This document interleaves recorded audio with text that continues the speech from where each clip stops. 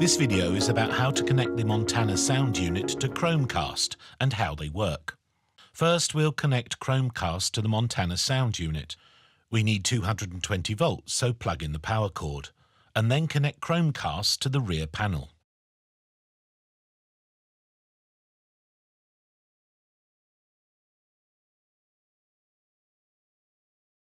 Connect Chromecast to HDMI 1, 2 or 3. The Montana sound unit has a 1, 2 and 3 and we'll connect it to 1 because all 3 are available now. There. Now we're ready to set up Chromecast. We've connected Chromecast to HDMI 1. We've selected our input to HDMI 1 and we've downloaded the Chromecast app from the App Store. To set up Chromecast, we choose the network which it generates automatically. Here it says Chromecast, and we select it in Wi-Fi settings to change the network. Then we open the Chromecast app, and we're ready to connect the app. It found it, so we press Next.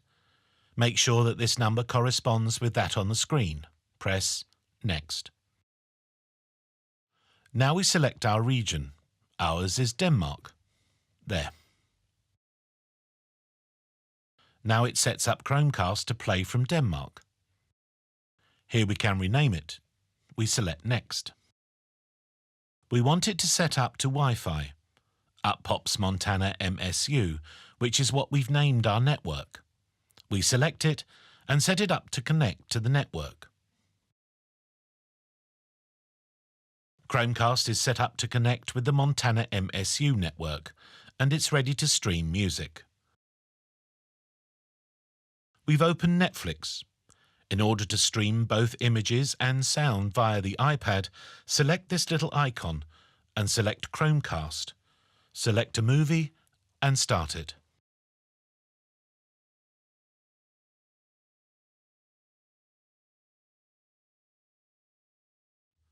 For all this, we use the iPad as a remote control.